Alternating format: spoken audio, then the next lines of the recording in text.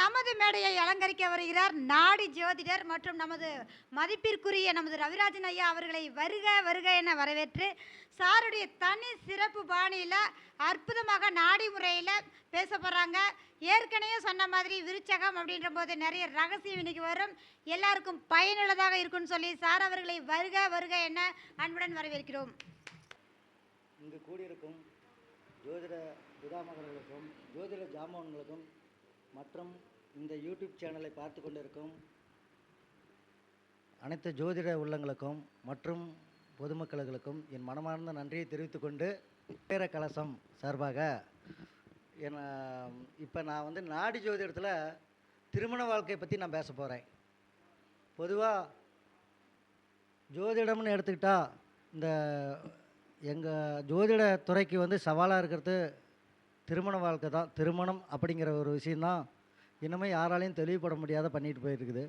அதில் எங்கள் குருநாதர் எங்கள் மணி ஐயா, எனக்கு ஆதி குருநாதர் வேலாயுதம் ஐயாவை வணங்கி கொண்டு இந்த பிருகுநந்தி நாடி முறையில் திருமண வாழ்க்கை எப்படி இருக்கும் நம்ம ஜாதகத்தை பார்த்தோன்னே டக்குன்னு கண்டுபிடிக்கிறதுக்கு ஒரு பாயிண்ட் வச்சுருக்கிறேன். அது நான் என் அனுபவத்தில் வந்தது தான் நான் பாயிண்டாக கொடுக்க போகிறேன். இந்த திருமணம் அப்படின்னா பொதுவாக ஆண் பெண் இருவருக்குமே திருமண வாழ்க்கை எப்படி இருக்குன்னு கேள்வி கேட்டால் முதல்ல செவ்வாய் பகவானை தான் பார்க்கணும். ஏன்னா செவ்வாய் பகவான் தான் திருமண காரகன்னு பேர். ஆண் பெண் பொதுவாகவே திருமண காரகன்னு சொல்லக்கூடிய செவ்வாய் பகவான் தன் நட்பு கிரகத்தோடு சேர்ந்து நல்ல நிலையில் இருந்தால் திருமண வாழ்க்கை நல்லாயிருக்கும். தன் பகை கிரகத்தோடு சேர்ந்து தன் பலத்தை இழந்து இருந்தால் திருமண வாழ்க்கை மகிழ்ச்சியற்ற திருமண வாழ்க்கையாக இருக்கும். இப்போ ஒரு ஜாதகத்தை எடுத்த உடனே மகிழ்ச்சியான திருமண வாழ்க்கையா மகிழ்ச்சியற்ற திருமண வாழ்க்கையான்னு பார்க்குறதுக்கு என்ன ரூல்னு பார்த்துக்கிட்டா செவ்வாயை தான் ஃபஸ்ட்டு பார்க்கணும். ஆண் பெண் இருவருக்குமே செவ்வாய் பெண் ஜாதகத்தில் கணவன் காரகன் அப்படின்னாலுமே செவ்வாயை முழுக்க முழுக்க செவ்வாயை பார்த்து தான் நம்ம நிர்ணயிக்கணும். செவ்வாய் பகவான் பலமாக பலகீனமாக ரொம்ப ஈஸியாக கண்டுபிடிக்கிற முறை ஒன்று நாடி ஜோதிடத்தில் இருக்குது. அது உதாரண எப்படி பலம் பலகீனம் கண்டுபிடிக்கணும்னா இந்த பாருங்கள், செவ்வாய் அப்படின்னு இருக்குதுங்களா, அந்த செவ்வாய் தன்னுடைய ஆட்சி உச்ச வீடுகள்லேயும் நட்பு வீடுகள்லேயும் தன் நட்பு கிரகத்தோடு சேர்ந்துருந்தால் மகிழ்ச்சியான திருமண வாழ்க்கை. அதேமாரி உரிய கால வயதில் திருமணம் நடக்கும். மகிழ்ச்சியான திருமண வாழ்க்கைன்னா செவ்வாய் ஆட்சி உச்சம் நட்பு வீடுகளில் இருந்து தன் நண்பனோடு சேர்ந்துருந்தால் பலம் பெற்ற செவ்வாயின்னு பேர். அந்த பலம் பெற்ற செவ்வாய்க்கு திருமண வாழ்க்கை நல்லாயிருக்கும். அது உரிய கால திருமணமா இல்லை ரொம்ப தாமத திருமணமா அது எதுவாக கூட இருக்கட்டும், ஆனால் திருமண வாழ்க்கை மகிழ்ச்சின்னா இதுதான். சரி, செவ்வாய் தன் பகை வீடு நீச வீடு இந்த மாதிரி இருந்து அங்கே பகை கிரகத்தோடு சேர்ந்துருந்தால் திருமண வாழ்க்கை மகிழ்ச்சியற்ற திருமண வாழ்க்கை. சரி, இதுக்கு உதாரணம் பார்க்கலாம். முதல்ல செவ்வாய் பலம் அப்படிங்கிறதுக்கு முதல்ல ஒரு ராசி கட்டம் போட்டுக்கிட்டு செவ்வாய் பலமா பலகீனமா அப்படிங்கிறது ரொம்ப ஈஸியாக கண்டுபிடிக்கிற மெத்தேடு ஒரு 4 மெத்தேடு கொடுக்குறேன். இந்த செவ்வாய் பகவான் இப்போ பலமற்ற செவ்வாய் அப்படிங்கிறத எப்படி கண்டுபிடிக்கலாம், அடுத்தது பலமான செவ்வாய் எப்படி கண்டுபிடிக்கலான்னு பார்க்குறேன். இந்த பலமற்ற செவ்வாய்னா இப்போ செவ்வாய் பகவான் நீசம் வாங்குற வீடு எதுன்னு பார்த்துட்டா கடகத்தில் செவ்வாய் இருக்குதுன்னு வச்சுக்கோங்க. அங்கே செவ்வாய்க்கு இருபுறமும் பகை கிரகம் இருந்தால் அந்த பகை கிரகத்தால் பாதிக்கப்படுற செவ்வாய் அப்படின்னு எடுத்துக்கணும். இப்போ கடகத்தில் செவ்வாய் இருக்குது, சிம்மத்தில் ராகு இருந்தால் பிறந்த கால ஜாதகத்தில் கும்பத்தில் கேது இருக்கும். அந்த கும்பத்தில் இருக்கிற கேதுவை மிதனத்தில் கிரகம் இல்லைன்னா அப்படியே எடுத்துகிட்டு இன்னொரு மேற்கு ராசி வீடு மிதனத்தில் வச்சு பார்க்கணும். கும்பத்தில் இருக்கிற கேதுவை மிதனத்தில் வச்சு பார்க்கணும். அப்போ ராகேதுக்கு சென்றில் நின்ன செவ்வாய் தன் பலத்தை இழந்து விடுகிறார். அது மகிழ்ச்சியற்ற திருமண வாழ்க்கை. ஏற்கனவே நேசத்துலேயும் தன் பகை கிரகங்களால் பாதிக்கப்பட்ட செவ்வாய் தன் மகிழ்ச்சியை அதாவது பலத்தை குறைஞ்சி போயிடுது. பலம் குறைந்த செவ்வாய் மகிழ்ச்சி குறைவுன்னு வருது. சரி, இப்போ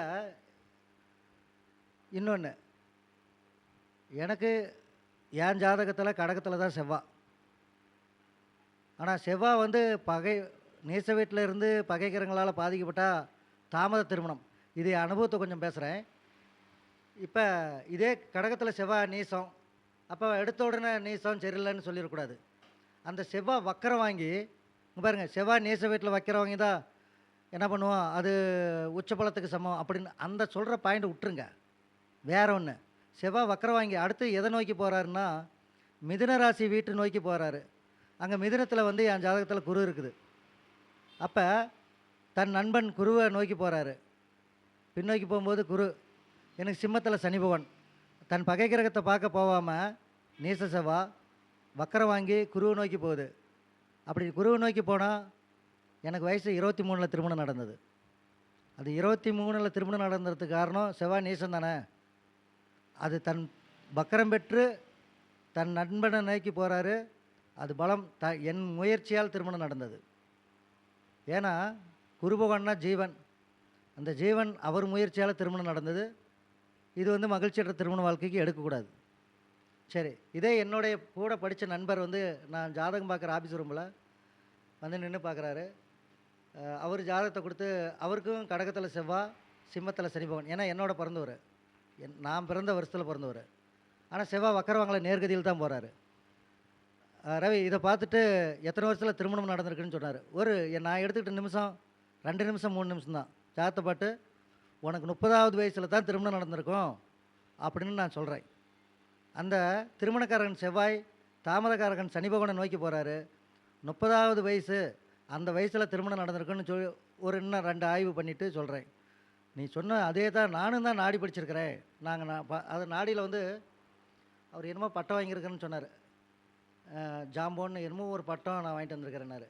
நீ என்ன பட்டம் வாங்குறது பெருசு இல்லை, நமக்கு மக்கள் கொடுக்குறது தான் பட்டம். தனிப்பட்ட முறையில் பணத்தை போட்டால் பட்டம் வாங்கிக்கலாம். ஆனால் மக்கள் கொடுக்கணும்னா எப்படின்னா, நம்ம படித்த வித்தையை 4 ஜாதகத்துக்கு ஆய்வு பண்ணி பார்க்கணும். அதேமாரி நாம் படித்த வித்தையை அப்ளை பண்ணி பார்க்கணும். அதை வெற்றி பெறும்போது மட்டும்தான் நாம் அதை சார்ந்த இது பண்ணும்போது தான் பட்டம் மக்கள் கொடுப்பாங்க. சும்மா பட்டம் வாங்கிட்டுன்னு காசு போட்டு பட்டம் வாங்கிட்டா கிடையாது. அப்போ ஒன்றால் இது ஏன் சொல்ல முடியல, உன் ஜாதகத்துக்கு என்ன ரூல்னு சொல்ல முடியல, இதே நாடி தானே படிச்சிருக்கிற அப்படின்னு சொல்லிட்டு அதுக்கு நான் விளக்கம் சொல்லி, இன்னமாரி அடையாளத்தில் இருக்கிற பெண்ணை தான் திருமணம் பண்ணியிருப்பேன் அப்படின்னு சொல்லும்போது, அதேமாரி நான் இன்னமும் சவால் விட்டு சொல்ல முடியும். 70% 30% இறைவன் கையில், அதேமாரி அந்த ஜாதகரோட கையில்.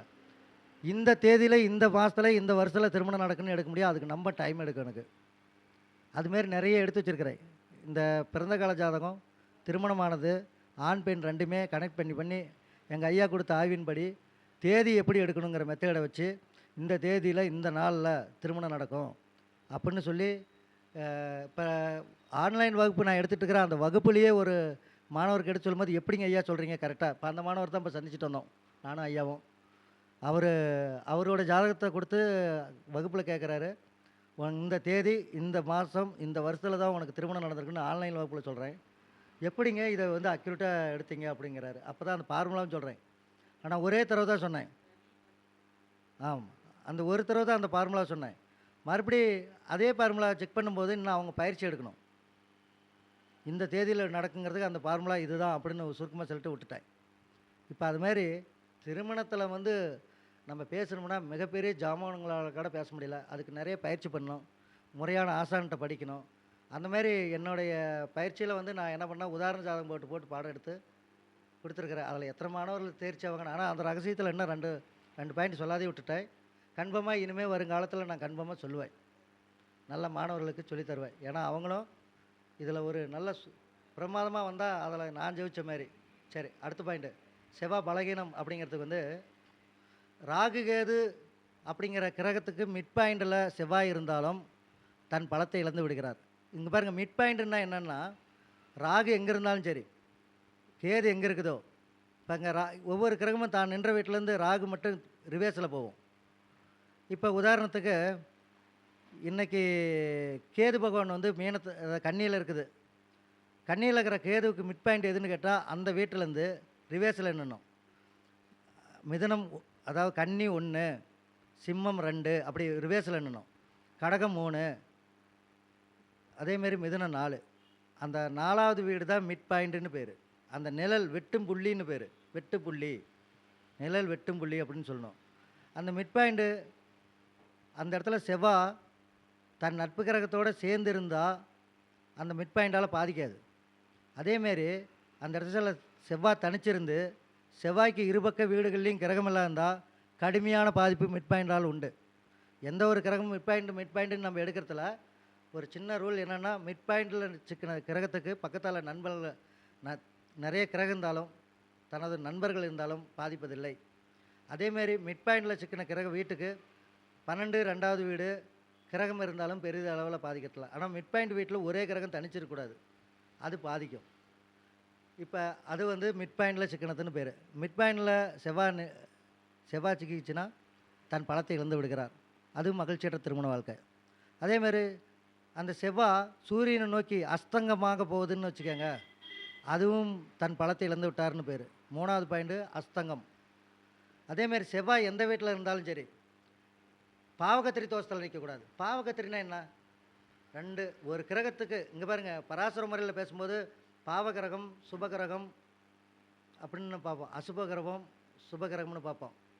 இயற்கை பாவர் ஒரு வீட்டுக்கு இரு பக்கமும் இருந்தால் அது பாவகத்திரின்னு சொல்லுவோம். நாடியில் அப்படி இல்லை, ஒரு கிரகத்துக்கு இருபக்க வீடுகள்லையும் அந்த கிரகத்துக்கு பகை கிரகம்னா தன் பலத்தை இழந்து விடுகிறார். இப்போ உதாரணத்துக்கு நாம் சொல்லணும்னா, ஒரு ராசி கட்டம் போட்டிங்களா, அதில் வந்து ரிஷபத்தில் செவ்வாயை போடுங்க. ரிஷபத்தில் வந்து செவ்வாய்க்கு நட்பு வீடு தான். செவ்வாய் அந்த வீட்டில் நட்பு வீடு. ரிஷபத்தில் செவ்வாய் போட்டுட்டு மேசத்தில் புதன், மிதனத்தில் கேது. இந்த புதனுக்கும் கேதுக்கும் ஆகாது, 2 பேரும் சண்டை பண்ணிக்குவாங்க. மேசத்தில் இருக்கிற செவ்வாயும் மிதனத்தில் இருக்கிற கேதுவும் இருவரும் சண்டையிட்டு கொள்கிறார். இரு பகைவர்கள் சண்டை விட்டு கொள்ளும் வீட்டில் இடையில் நின்ற செவ்வாய் தன் பலத்தை இழந்து விடுகிறார்.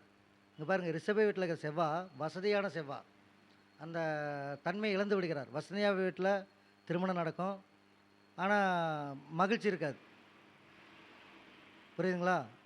அது ஒரு மகிழ்ச்சியற்றது. 2வது, செவ்வாய் நின்ற வீட்டு அதிபதி நீசம் அல்லது ராகு அதோடு சேரக்கூடாது. அதே ரிஷப செவ்வாய் எடுத்துக்காங்க, அந்த செவ்வாய் நின்ற வீட்டு அதிபதி சுக்கிரன் கன்னியில் நிற்கிறாரு, அங்கே ராகு அல்லது கேதோடு நிற்கிறாருன்னா அவரே நீசம் வாங்கி ராகு இதோடு நின்றதுனால அதுவும் பலகீனம். அப்போ இது பலகீனமான செவ்வாய் தன் பலத்தை இழந்து விடுகிறது. அதேமாரி செவ்வாய்க்கு இருபக்கம் நட்பு கிரகம் ஆட்சி உச்சமாக இருந்து, இல்லை செவ்வாய்க்கு 1-9 செவ்வாய் நின்ற வீட்டில் நட்பு கிரக தொடர்பு இருந்துச்சுன்னா அது பலம் பெற்ற செவ்வாய். இதை பார்த்த உடனே திருமண வாழ்க்கை மகிழ்ச்சியற்றதுன்னு நம்ம தெரிஞ்சுக்கலாம். சரி, இன்னொரு பாயிண்ட்டு, அப்படி இருந்து இன்னும் இதுக்கு இன்னும் 4-5 பாயிண்ட் இருக்குது. இன்னும் நண்பர்கள் நிறைய பேசுவாங்க, அவங்களுக்காக இந்த 4-5 போதும். இன்னொரு அதையும் சொல்லிடலாமா, பேசிடலாமா? ஏன்னா இன்னும் பேசுகிறேன். சரி, செவ்வாய்க்கு வீடு கொடுத்த அதிபதி யாரோ அவர் வந்து லக்கணத்துக்கு 6-8 பன்னெண்டுலாம் மறையக்கூடாது. செவ்வாய்க்கு வீடு கொடுத்த அதிபதி லக்கணத்துக்கு 6-8 பன்னெண்டுலாம் மறையக்கூடாது.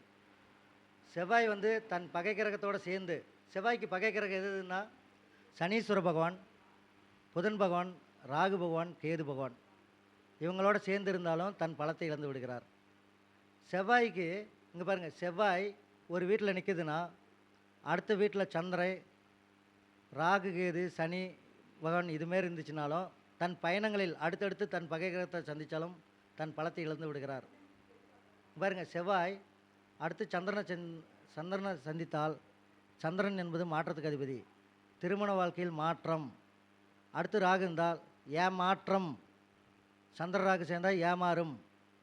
செவ்வாய்க்கு அடுத்து சந்திரன் ராகு இருந்தால் அடுத்தடுத்த வீடுகளில் இருந்தாலும் சரி திருமண வாழ்க்கை ஏமாற்றம். அதில் தான் இந்த புரோகருங்க வந்து பொய்ய சொல்லி, ராகு புரோகர் ஏமாற்றி திருமணம் பண்ணுறதெல்லாம் செவ்வாய்க்கு அடுத்து சந்திர ராகு இல்லைன்னா செவ்வாயோட கூட சந்திர ராகு இருந்துச்சுன்னா திருமண வாழ்க்கை என்னை ஏமாற்றி கட்டிட்டாங்க, பொய்ய சொல்லி கட்டிட்டாங்க அப்படின்னு சொல்கிற தம்பதிக்கு ஜாதகத்தெல்லாம் வாங்கி பாருங்கள். இந்த ராகு சந்திரன் இல்லாத இருக்காது, சந்திரன் ராகு, சந்திரன் ஏமாற்றிருக்காரு, ராகு அதோடு சேர்ந்தால் பித்தலாட்டம். ரொம்ப இப்போ மாற்றம் ஏமாற்றம். செவ்வாய்க்கு அடுத்து சந்திர ராகு இருந்தால் திருமண வாழ்க்கை ஏமாற்றி பண்ணிட்டாங்க, திருமண வாழ்க்கையில் ஏமாற்றம். இல்லைன்னா செவ்வாய்க்கு அடுத்து சந்திரன், ராகு, சனி இல்லைனா புதன் இந்த மாதிரி இருந்தால் அடுத்தடுத்த வீடுகளில் இருந்தாலும் சரி, அதாவது 30 வயசுக்கு மேலே திருமணம் பண்ணால் நல்லாயிருக்கும். அதுக்கு முன்னாடி திருமண வாழ்க்கை பண்ணால் ரொம்ப பாதிக்கும். செவ்வாய் என்ற வீட்டுக்கு அடுத்த வீடுகளில் சந்திரன், ராகு, சனி அல்லது புதன் இந்த மாதிரி கடுமையான பகைக்கிரகங்களை சந்திச்சுன்னா 30க்கு மேலே திருமணம் பண்ணணும். அதுக்கு முன்னாடி திருமணம் பண்ணால் திருமண வாழ்க்கை பாதிக்கப்படுது. சரி, செவ்வாய்க்கு 2வது வீடு நீச வீடாக இருக்கக்கூடாது அப்படின்னு பார்த்தா மிதனத்தில் செவ்வாய் அடுத்தது தன் நீச வீட்டை நோக்கி போகுதா? அப்போ அது குடும்பஸ்தானம். செவ்வாய்க்கு குடும்பஸ்தானம் எது? கடகம். கடகம் வந்து நீச வீடு. அதில் அதுலேயும் செவ்வாய்க்கு பகைக்கிரகம் ராகுவோ கேதுவோ சனியோ புதனோ இருந்தால் இன்னும் கடுமையாக பாதிக்கும். சரி, செவ்வாய்க்கு நட்பு கிரகம். செவ்வாய் தன் நீச வீட்டை நோக்கி போகுது. கடகத்தில் குரு இருக்கிறாருன்னு வச்சுக்கோங்க, பெருசாக பாதிக்காது, பயப்பட வேணாம். அப்போ அவர் யாரை சந்திக்கிறாரு? அங்கே நீசமாக அவர் வீட்டுக்கு போகும்போது அங்கே குரு உச்ச பலத்தோடு இருக்கிறாரு. அப்போ குழந்தை பிறந்தவட்டி அவங்களுக்கு வாழ்க்கை நல்லா இருக்குன்னு அர்த்தம். குருன்னா குழந்தை. அந்த குழந்தை பிறந்தவட்டி தாய் தந்தைக்கு நல்லா இருக்கணுங்கிற அமைப்போட குழந்தை பிறக்கும். அப்போ நல்லாயிருக்கும். புரியுதுங்களா? இந்த மாதிரி செவ்வாய் பலம், இந்த பலகீனம் முதல்ல தெரிஞ்சுக்கோங்க. பலம்னா அதுக்கு எதிர்பார்மா அப்படியே வச்சுக்கோங்க. நட்பு கிரகத்தோடு சேர்ந்தால் பலம். இப்போல்லாம் பகை கிரக தொடர்பை சொல்லிட்டோம். சரி, இன்னொன்று, மகிழ்ச்சிக்கு ஒரு பெண் மகிழ்ச்சியாக இருக்கணும், நிம்மதியாக இருக்கணும் அப்படின்னா சுக்கிரன் கொஞ்சம் இனிமையாக இருக்கணும். சுக்கிரன் பாதிக்கப்படக்கூடாது. அந்த சுக்கிரன் தான் கலத்திரக்காரகன். ஆணுக்கு கலத்திரக்காரகன். எங்களுக்கு கலத்திர சுகம், கலத்திரக்காரகன், நிம்மதி. அந்த சுக்கிரன் பாதிக்கப்படாத இருக்கணும். சரி, அந்த சுக்கிரன் பாதிக்கப்பட்டுட்டா அவங்களுக்கு 2 திருமணம் அப்படின்னு இருந்தால் புதன் நல்ல நிலையில் இருந்துச்சுன்னா, எனக்கு தெரிஞ்ச நான் ஒரு கிட்டத்தட்ட 10 வருஷத்துக்கு மேலே இருக்கும் ஒரு ஜாதகத்தில் அவர் வந்து ரொம்ப நிம்மதி இல்லாத கஷ்டப்பட்டார். 2ஆம் திருமணம் செஞ்ச உடனே அவர் ஜாதகத்தில் புதன் நல்ல அமைப்பில் இருந்துருக்குது. 2ஆம் திருமணம் பண்ணோடனே ஏராளமான நிலபோலங்கள்லாம் வாங்கிட்டு இன்றைக்கி அவ்வளோ சிறப்பாக இருக்கிறார், பேரும் புகழோட. அப்போ 2ஆம் திருமணம் பண்ணுறதுக்கு என்ன கிரகம் சேர்க்க? எந்த கிரகம்? முதல்ல இதை ஒன்று லோட் பண்ணிக்கோங்க. பராசர முறையில் என்ன பண்ணுறோம்? 7ஆம் அதிபதி 11ஆம் இடத்துல இருக்கக்கூடாது, 11ஆம் அதிபதி 7ஆம் இடத்துல தொடர்பு இருக்கக்கூடாது. இது ஒரு மெயின் பாயிண்ட்டு. அது மாதிரி ஆணாக இருந்தால் குருவுக்கு 7ஆம் அதிபதி, குருவுக்கு 11ஆம் இடத்துல ராகு இதோடையும் சேர்ந்துருக்கூடாது, இல்லைனா குருவுக்கு 11ஆம் இடத்துல இருக்கக்கூடாது. அப்போ 9ஆம் அதிபதி நல்ல நிலையில் இருந்துச்சுன்னா, புதனும் நல்ல நிலையில் இருந்துச்சுன்னா அந்த குருவுக்கு 2ஆம் திருமண வாழ்க்கை தான் நடக்கும். சரி, முதல் திருமணம் பண்ணிட்டாங்க, நம்மகிட்ட ஜாதகம் பார்க்குறோம், நீ 2வது திருமணம் பண்ணிக்கன்னு நம்ம சொல்லலாமா? ஒரு திருமண வாழ்க்கை வாழ்கிறதுல இதுமாரி சங்கடத்தெல்லாம் நான் நிறைய மாற்றிருக்கிறேன். உனக்கு திருமண வாழ்க்கை சரியில்லைன்னா ஒரு ஆன்லைனில் ஒருத்தர்கிட்ட சொல்கிறேன். அவர் வந்து நல்ல ஒரு பிரபலமான ஒரு மிலிட்ரியில் டாக்டராக இருக்கிறாரு. ஆளுக்கு ஒரு பக்கம் இருக்கிறதுனால ஓரளவுக்கு சமாளிச்சுட்டு போயிட்டுருக்கிறாங்க. ஐயா, இப்போ நான் வந்து திருமண வாழ்க்கை எப்படி இருக்கு? உனக்கு மகிழ்ச்சியற்ற திருமண வாழ்க்கை தம்பா, நீங்கள் கணவன் மனைவி அந்த தாம்பத்திய விஷயத்தில் எல்லாத்துலேயும் கொஞ்சம் சரியில்லை அப்படின்னா. ஆமாங்க ஐயா, அதெல்லாம் கொஞ்சம் இதாக தான் போயிட்டுருக்குது. இப்போ நிறைய ஜோசியை பார்த்த இடத்துல இந்த பொண்ணோட இருந்தீங்கன்னா நீ இறந்துருவா அப்படி இப்படின்னு சொல்கிறாங்க. ஆனால் அதுக்கு என்ன ரூல்? நான் என்னங்க ஐயா பண்ணிட்டோம், வேறு கல்யாணம் பண்ணிக்கலாம், டைவர்ஸ் பண்ணிட்டு வேறு கல்யாணம் பண்ணிக்கலான்னுக்கிறேன், அது நீ சொன்னால் கேட்குறேன் அப்படின்னாரு. முதல்ல தாய் தந்தை பேச்சை, முக்கியமாக பெரியவங்க பேச்சை கேட்டால் போதும். நீ சொன்னால் கேட்குறேன்னா பார்த்து வந்து நம்ம தலைமையில் இறக்கி வச்சுட்டு போகிறதுக்கு பார்க்குறாங்க. ஜோசியர் சொன்னாருன்னு ஜோசியம் பார்க்குறதுக்கு கவனமாக தான் பார்க்கணும். அப்படி கவனமாக பார்க்காத பட்சத்துக்கு ஜோசியரால் இங்கே பாருங்கள், நம்ம ஒருத்தர் வாழ்க்கையில் கூடுவதற்கு, ஒருத்தர் நல்லா இருக்கிறதுக்கு இருந்தாலும் பிரியறதுக்கு நாம் ஒரு காரணமாக இருக்கக்கூடாது. சரி, அது பிரிஞ்சால் தான் நல்லா வாழணும்னா அதுக்கு நான் மாற்று வழி என்ன மாதிரி சொன்னேன்னா, அந்த தம்பி ஜாகத்தில் சுக்கிரன் ஆட்சி பெற்ற சுக்கிரனோட ராகு சேர்ந்துருக்கிறாரு. ஆட்சி பெற்ற சுக்கிரனோட ராகு சேர்ந்துருந்தா மனைவி விதவைன்னு பேர்.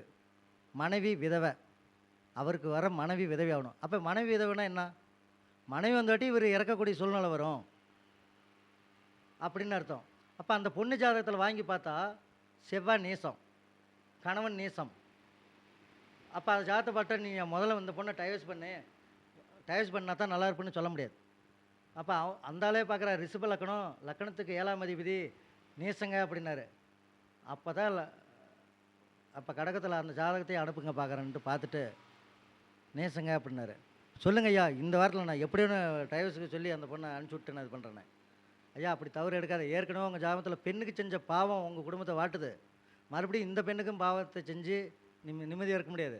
அப்படி பண்ணாதீங்க. அந்த அம்மாக்கிட்ட போய் பேசுங்க, 2 பேரும் என்ன பண்ணலாம், நம்ம வாழ்க்கையில் முடிவு எடுக்கலான்னு பேசுங்க. அதுக்கப்புறம் என்கிட்ட கையில் நான் பல்தியில் சொல்கிறேன்னே. அன்னைக்கு அவர் லீவ் போட்டு போயிட்டார். எப்படி பேசினாரு தெரியாது, ஃபோனில் கூட பேசியிருக்கலாம். அது உங்கள் இஷ்டம், சேர்ந்து வாழ்கிறதும் வாழாதும் உங்கள் இஷ்டம், நீ இப்படி கேட்டால் நான் என்ன சொல்கிறேன்னு அந்த அம்மா சொல்லிச்சிங்க அப்படின்னாரு.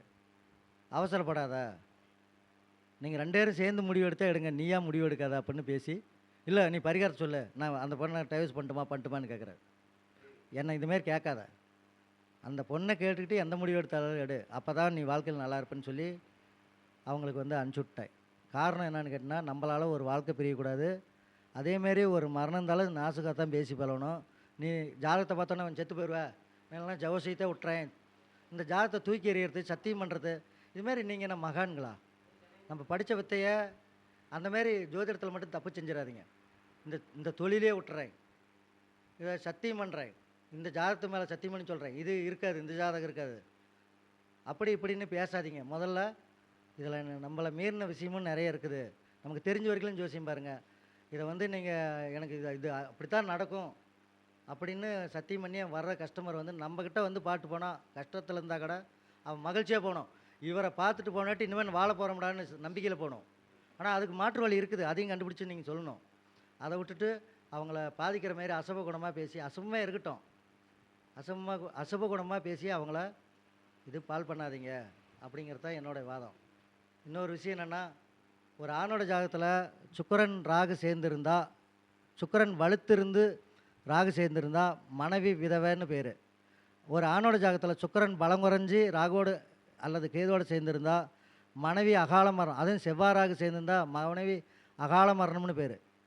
அன்றைக்கி ஜாதகம் பார்க்க வர அன்னைக்கு போகிற மாந்தி வந்து அந்த சுக்கிரன் மேலே விழுந்துச்சுன்னா அந்த மனைவி மரணம் அடைய போகிறாங்கன்னு நமக்கு அறிகுறி காட்டும். சரி, இப்படி ஒரு ஆணோட ஜாதகத்தில் இருந்தால் நம்ம எப்படி சேர்த்துனோம்? மனைவி விதவைன்னு வருதுன்னா அப்போ மனைவி அந்த பெண் எதிர்பாளர் ஜாதகம் பெண் ஜாதகத்தில் செவ்வாய் வலுத்த ஜாதகத்தில் சேர்த்தணும். செவ்வாய் ராகு எதுவால் பாதிக்கக்கூடாது, செவ்வாய் நீசம் வாங்கக்கூடாது. அதேமாரி சுக்கிரனும் செவ்வாயும் ஒரே இடத்துல இருக்கணும். குரு சுக்கிரன் ரெண்டு பேரும் சேர்ந்தால் சஞ்சீவனின்னு பேர். குருவோட வீட்டில் சுக்கிரனும் செவ்வாயும் சேர்ந்து இருந்து பழுதுபடாது இருந்தால் அந்த ஜாதகத்தை சேர்த்தலாம். மங்களி பலம் நல்ல உள்ள ஜாதகத்தை சேர்த்தலாம் அப்படின்னு அர்த்தம். ஏன்னா இந்த அம்மாவுக்கு மங்களி பலம் இருந்துச்சுன்னா இவர் இறக்க மாட்டார். அப்போ நீண்ட காலம் கழித்து கடைசி காலத்தில் இந்த அம்மாவுக்கு முன்னாடியே இருப்பார். அப்போ இளமை காலத்தில் இறக்க மாட்டார் அப்படின்னு அர்த்தம். அதே ஒரு பெண்ணோட ஜாதகத்தில் ஆணோட ஜாதகத்தில் சுக்கிரன் பலமிழந்து ராகுதோடு சேர்ந்தால் மனைவி அகால மரணம் மனைவி மரணம்னு வந்துச்சுன்னா அது பராசர முறையில் உங்களுக்கு எல்லாமே ரூல் தெரியும். இருந்தாலும் நாடியில் எளிமையான ரூல் இதுதான். அப்படி இருந்துச்சுன்னா அவருக்கு எப்படி பொண்ணு பார்க்கணும்னா, அவருக்கு வந்து சுக்கிரன் வந்து நல்ல, அதாவது அந்த பொண்ணுக்கு ஆயுள் பலம் உள்ள ஜாதகமாக, சுக்கிரன் நல்ல நிலையில் இருக்கிற ஜாதகமாக பார்த்து சேர்த்தணும். அவசியம் வந்து இதை கவனித்து பாருங்கள். அந்த பொண்ணுக்கு ஆயுள் பலம் இருக்குதா, என்ன பண்ணுது, 8ஆம் இடம் நல்லா இருக்குதா, 1ஆம் இடம் நல்லா இருக்குதா, பராசர முறையும் பாருங்கள். நாடியில் சுக்கிரன் நல்ல நிலையில் இருக்குதா அப்படின்னும் பாருங்கள். புரியுதுங்களா? இதை பார்த்துட்டு நீ முடிவு பண்ணுங்க. அன்னைக்கு பார்க்க வர நாளைக்கு அன்னைக்கு போகிற மாந்தி அந்த பெண் ஜாதகத்துக்கு எதிர்பாளரை பொருத்தம் பார்க்கும்போது அந்த பொண்ணோடைய லக்கணத்துக்கு 8ஆம் இடத்துலையோ அல்லது லக்கணத்துலேயோ அல்லது அந்த பொண்ணோட சுக்கிரன் மேலேயோ போயிட்டு இருந்தால் அதை அவசியம் சேர்த்திடாதீங்க. உங்களுக்கு தெரியாத விதி ஏதோ ஒன்று இருக்கும், அதை சேர்த்துட்டா அது மரணமடைய போகுதுன்னு அறிகுறி.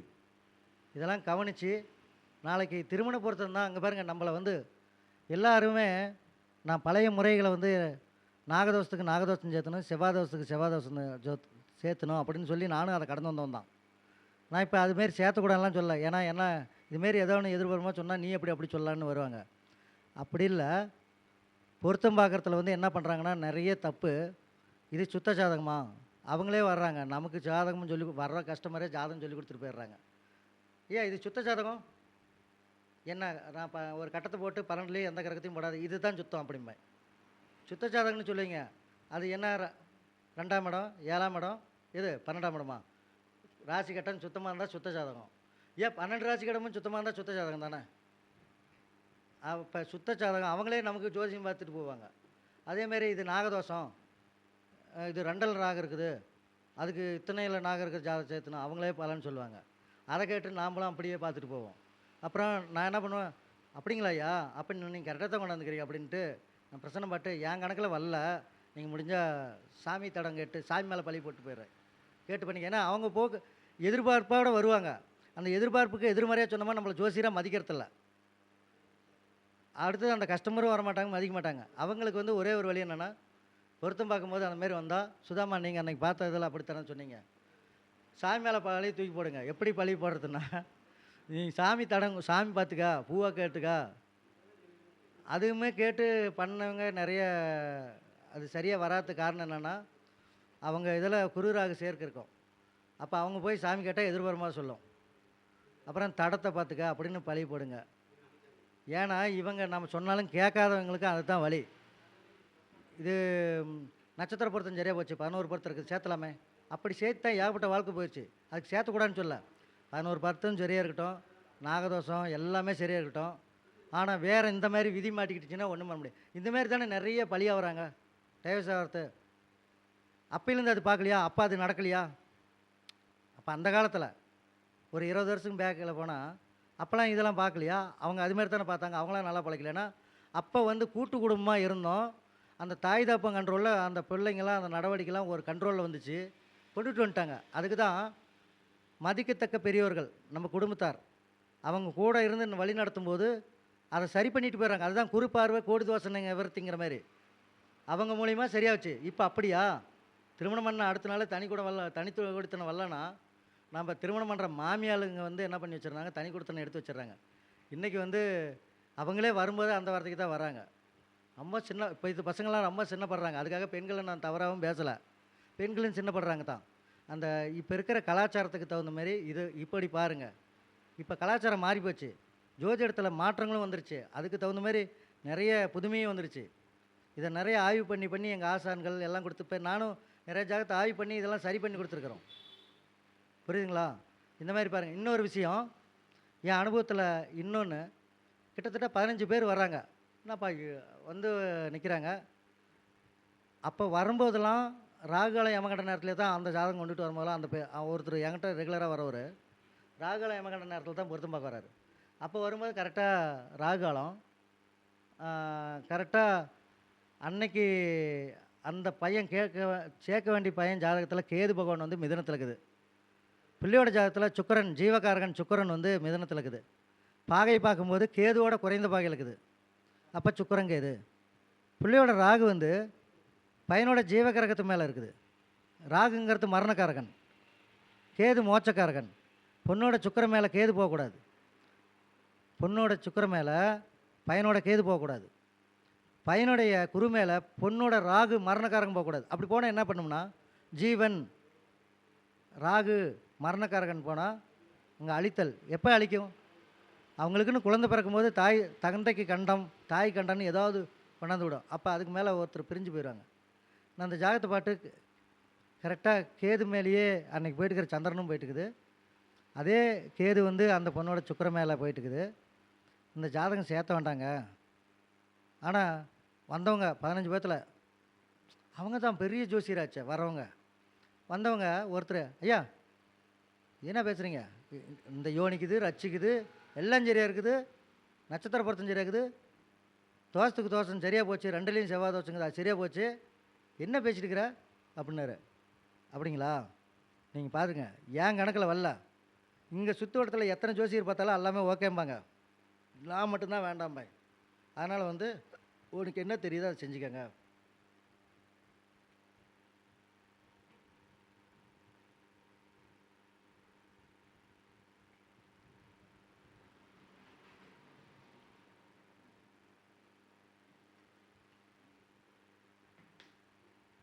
ரொம்ப எளிமையான குறிப்புங்க.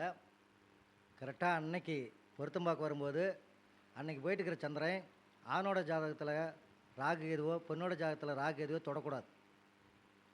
தொட்டுச்சுன்னா அந்த ஜாதகம் பிரிய போகுதுன்னு அர்த்தம். அவங்க ஜாதகத்துக்கு மாந்தி தொட போச்சுன்னா அங்கே ஒன்று சம்பவம், இறப்பு சம்மந்தமான சம்பவம் நடக்க போகுதுன்னு அர்த்தம். இதெல்லாம் வந்து சந்திரன் தான் காட்டி கொடுக்குறாரு. ஏன்னா திருப்பாற்காடலை கடைஞ்சி அங்கே அமிர்தம் எடுக்கும்போது அந்த அமிர்தத்தை அசுரர்கள் சாப்பிடும்போது அசுரர்களை காட்டி கொடுத்தவர் சந்திரன், சூரியன் சந்திரன் தான்.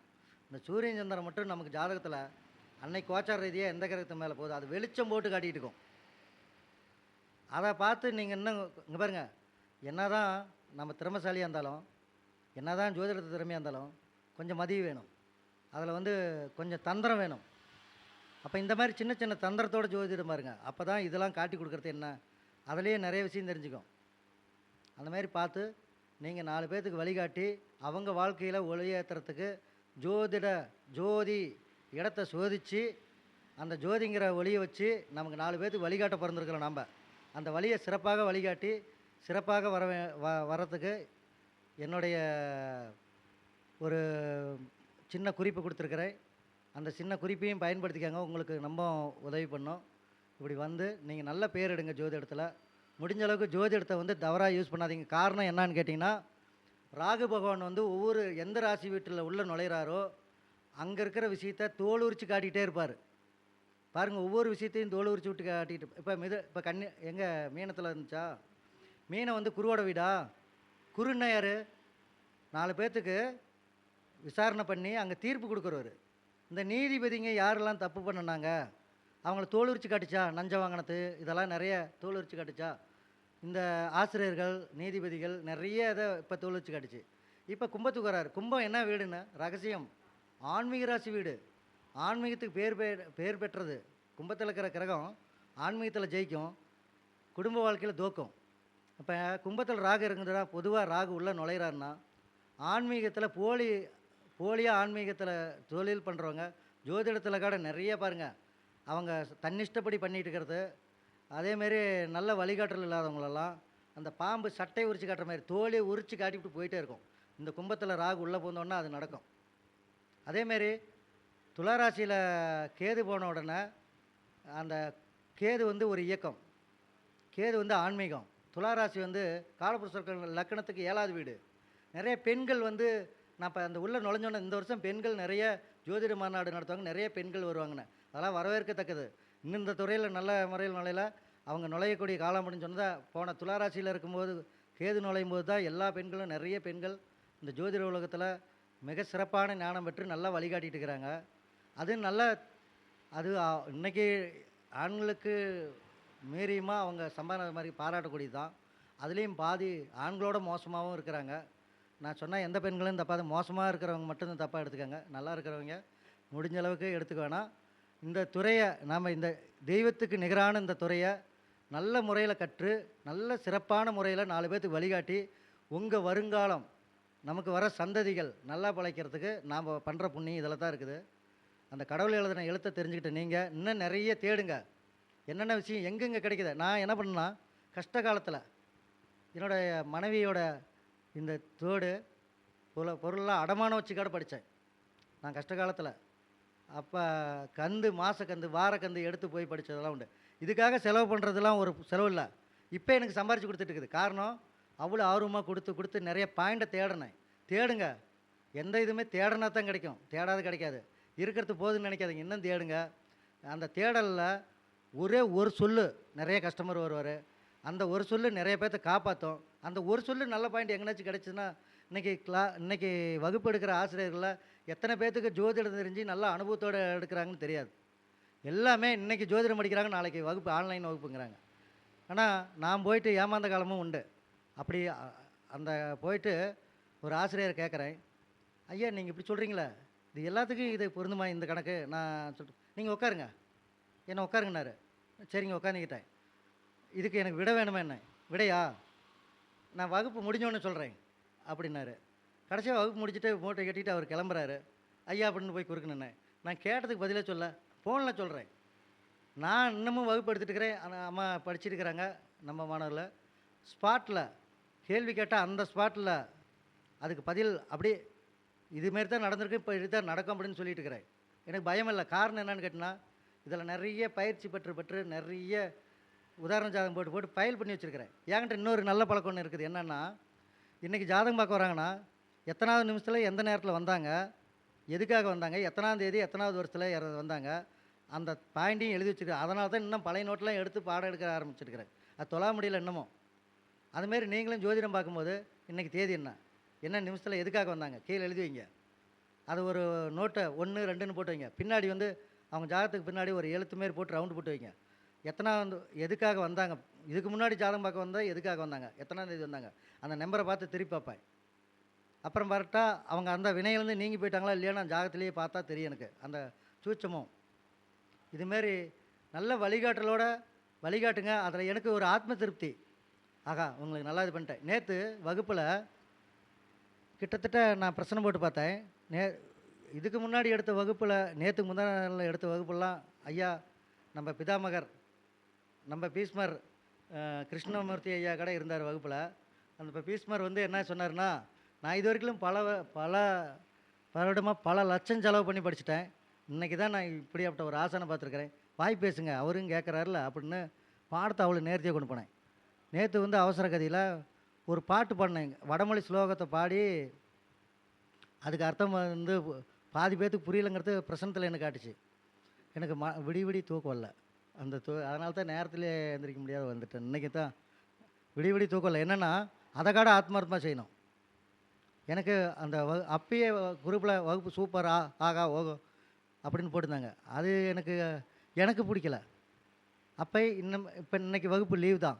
நாளைக்கு என்ன பண்ணுவோன்னா ஆத்மார்த்தமாக உதாரண ஜாதகம் மாணவர்கிட்டயே ஜாதகம் வாங்கி அதை அப்படியே நடத்த போகிறேன். கடகமனை என்ன, தாய்மை வீடு, அங்கே தாயை வெறுக்கிறவங்க யார், தத்துக்கு வளர்ந்தது என்ன, பூச நட்சத்திரத்தில் ஒரு கிரகந்தான் அவங்க மாற்றாந்தாகிட்டு வளர்ந்துருப்பாங்க, இல்லைனா வேற எங்கிட்ட தாய் தகப்பன்ட்ட செய்ய வளர்ந்துருக்க மாட்டாங்க அப்படின்னு சொல்கிறது. நல்ல ஆலோசகர். அதில் ஏன் ஆலோசகர்னு சொன்னாங்க, அது வந்து பால் மடின்னு பேர், பால் மடி. அந்த பால் மடி, அந்த வீடு, குரு உற்சவங்கிற இதெல்லாம் வச்சு குழந்தை எங்கள் தாயோட அமிர்த ஸ்தானம் எங்கே இருக்குது, அங்கேருந்து தான் அந்த அமிர்த பைக்கு அந்த குழந்தை வளரக்கூடிய இடம், ஒரு மனிதன் வளரக்கூடிய இடம் கடகத்தில் தான் இருக்குது. அது எப்படி ஈஸியாக எடுத்துக்கிறது, அங்கே இருக்கிற நட்சத்திர குறிப்புக்கு என்ன குறியீடு போட்டிருக்கிறாங்க, அந்த குறியீடுலேருந்து எப்படி தெரிஞ்சுக்கணும் அப்படின்னு ஒவ்வொன்றும் விளக்கம் சொல்லி பாடம் எடுத்துருக்கிறேன். ரொம்ப குறைந்த பட்ஜெட் தான், 401 ரூபா தான் 5 நாள் வகுப்பு. இது வந்து 12 ராசி காரத்துவத்தையும் மேஷத்துலேருந்து மீன வரைக்கும் அத்தபடியே தெரிஞ்சுக்கிட்டிங்கன்னா, புரிகிற மாதிரி தான் கொண்டு போகிறேன். தெரிஞ்சுக்கிட்டிங்கன்னா நீங்கள் எந்த முறை வேணாலும் படிங்க, பிரசனம் படிங்க, எது வேணாலும் படிங்க. நீங்கள் ஏதோ ஒன்று தெளிவு கிடைக்கிறதுக்காக படிக்கிறீங்க. ஆனால் இந்த 12 ராசி கார்த்தவத்தை மீறி எதையும் போகலை. இது எல்லாம் பொது. அதில் இருக்கிற ரகசியத்தை தெரிஞ்சுக்கிட்டிங்கன்னா போட்டு அடிக்கலாம். நாம் சொல்கிறது தான். என்னென்னா என்கிட்ட ஜாதகம் பார்க்க வரும்போது, என்னங்க ஐயா கேமராவில் நேராக பார்த்த மாதிரி இல்லை நேராக நின்று பார்த்த மாதிரி சொல்கிறேன் அப்படிம்பாங்க. அது என்ன காரணம்னா இந்த 12 ராசி வீட்டு காரத்தவம் தான். தெளிவாக தெரிஞ்சுக்கிட்டால் போதும். நீங்கள் அடிக்கலாம், நீங்கள் சொல்கிறது தான். நான் ஒன்றும் மகான் இல்லை. இதில் நான் எதை நெருங்கி அதிகமாக ஆசைப்பட்டுருக்கிறேன், இந்த கலை எனி டைமு இந்த இந்த இந்த ஜோதிடம் இன்றைக்கி என்ன ஜாதகத்தில் பார்த்தேன், இது என்ன ஏன் இப்படி வந்துச்சு, நம்ம என்ன சொன்னோம், அவங்க சொன்ன அர்த்தத்துக்கு இதில் என்ன பாயிண்ட், அது என் குருநாதர் என்ன சொன்னார், அப்ளை பண்ணி அந்த ஜாதகத்தை பார்த்துட்டே இருப்பேன். அதில் தான் நம்ம தேர்ச்சி அடையும். நீங்களுமே நீங்கள் படித்த வித்தையை அப்படியே வச்சுருந்து இந்த ஜாதகத்தில் பார்த்து இவங்க சொன்னாங்களே கஸ்டமர், அந்த வித்தை இது எதனாலேருந்து வந்துச்சு, இது எப்படி எடுக்கணும், யோசனை பண்ணுங்க. புரியுதுங்களா? யோசனை பண்ணி எடுத்துகிட்டே வாங்க. நீங்கள் 4 பேட்டுக்கு வழிகாட்ட போகிறீங்க. அப்போ நீங்கள் உங்களை சரி பண்ணிக்கங்க, உங்களை செதுக்கிக்கங்க. கொஞ்ச நாளைக்கு கஷ்டப்படுங்க. அப்போ அதுக்கு மேலே உங்களை அறியாமல் வந்துகிட்டே இருக்கும். கற்ற கல்வி, கற்ற வித்தை, அழியாத சொத்து. நமக்கு அழியாத சொத்து கடகம் தான் வித்தை ஸ்தானம். அங்கே தான் குருபகன் உச்சம் வாங்குறாரு. அடாவடிக்காரன் செவ்வாய் அங்கே தான் நீசம் வாங்குறாரு. புரியுதுங்களா? நம்ம வித்தையை கற்றுக்கங்க. எவ்வளோ இங்கே பாரு, வாழ்க்கையில் போராட்டம் துன்பம் போராட்டம் அப்படின்னா செவ்வாய்.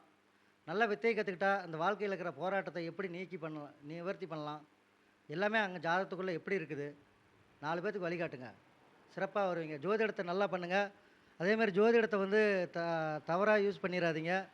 ஏன்னா கும்பத்தில் ராகு போகும்போது தோல் உரிச்சு காட்டிவிட்டு நம்மளை இந்த வருஷம் எத்தனையோ ஜோதிடர்கள் வந்து கொரோனா வந்து இறக்கணத்தும் உண்டு, கொரோனா நிறைய ஜோசியரை உருவாக்கணதும் உண்டு.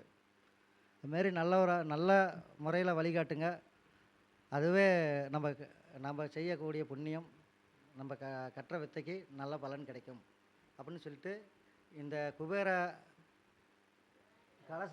கலச அறக்கட்டளைக்கு குபேர கலச அறக்கட்டளைக்கு, ஏன்னா கும்பமே இங்கே பாரு நான் கவனிங்க, குபேரம் கும்பத்தை அங்கே கும்ப கலசம் வச்சுருக்கிறாங்கல்ல, அந்த கும்ப கலசத்தில் தான் ராகு போகிறாரு. அந்த ராகு என்ன தெரியுங்களா, பிரம்மாண்டம். சரி, உள்ள குடத்துக்குள்ளே என்ன இருக்குதுன்னு யாருக்காவது தெரியுமா? அப்போ குடத்துக்குள்ளே ரகசியம் இருக்குது. அந்த ரகசியத்தை சிறப்பாக நீங்கள் ஆராய்ச்சி பண்ணுங்கள். ராகு ஒரு ஆராய்ச்சி பண்ணுங்கள், சிறப்பாக வாங்க. அதேமாரி அது காற்று ராசி வீடு, விண்வெளி ஆராய்ச்சி, விஞ்ஞானிகள் கண்டுபிடிக்க முடியாத ஆராய்ச்சி இந்த ராசி விட்டு வெளியே போகிறதுக்குள்ளே இந்த உலகத்தில் ஒன்று நடக்கும். கண்டுபிடிக்க முடியாத ஆராய்ச்சியை கண்டுபிடிச்சி தான் வரும். இது வரைக்கும் கண்டுபிடிக்காதக்கிறத விண்வெளி ஆராய்ச்சியில் ஒரு சாதனை பண்ணுறவங்களுக்கெல்லாம் நல்ல ஒரு பேர் புகழ் பெற்று தரக்கூடிய ராகு. அதேமாரி போலியாக பண்ணுறவங்கள தோல் உரிச்சு காட்டுற ராகு. அதனால் ராகு வளர்த்துறோம். இங்கே பாரு, எல்லா கிரகமும் நம்ம ஒரு கிரகம் இல்லைனா கூட ஒன்றும் பண்ண முடியாது. எல்லா கிரகமும் நன்மையும் செய்யும், தீமையும் செய்யும். அதனால் ராகு பகவானும் கேது பகவான் மற்றும் 9 கிரகத்தையும் சேர்த்து வழிபாடு பண்ணி நான் இந்த சபையில் உங்ககிட்டேருந்து அடுத்து மீண்டும் சந்திப்போம். நன்றி.